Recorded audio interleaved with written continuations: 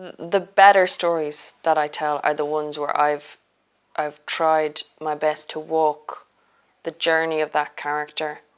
You know, because you see these like horrific things happen in stories. You know, a brother killing a brother, or you know, a brother stealing his brother's wife, or something like this, or you know, like a battle where thousands of people are killed over, you know, a husband and a wife having a spat, or a father killing his child, and like that stuff happens a lot in myth. There's one particular story in Irish mythology where the chief physician of Ireland, Dian Ket, kills his own son because his son steals his glory. His son outshines him, basically. He becomes a better physician. He's able to heal the king, King Nuada. The king's lost an arm in battle, and Dian Ket, the chief physician, puts a silver arm on. And everyone says, that's brilliant, because the silver arm has moving fingers. Great.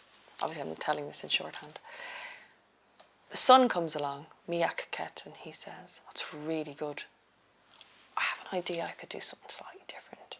He goes and gets the arm, which is, of course, it's a god's arm, so it doesn't rot, you know. He goes and gets the original arm, and he puts it back on, and he does a ritual for 9 days and 9 nights. And it involves chanting, and it involves herbs and poultices and all this kind of thing. He finishes, king stands up, and his arm works. And they go mental. They just think it's the most amazing thing ever. And, you know, they're praising him. And as they're praising him, the father gets possessed by jealousy. And in a rage, he kills his own son. He actually pierces his skull 4 times before he kills him. Because each time he cuts it, the son heals himself, which only angers the father further, because he can heal himself.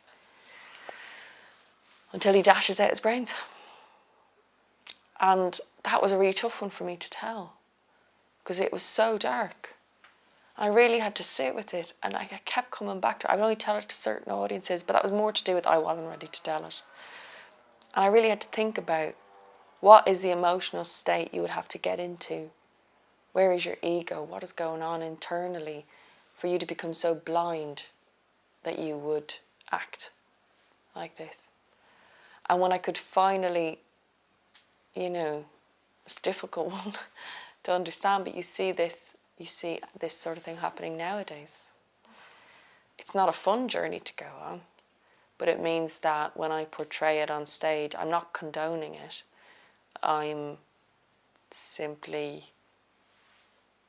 wrestling with it. I'm wrestling with the monster, is what I'm doing.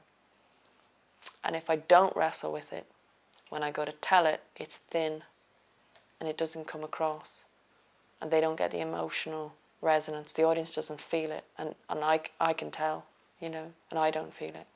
So if I don't wrestle with the monster, I don't always get to the bottom of things. I don't, you know, the work is endless.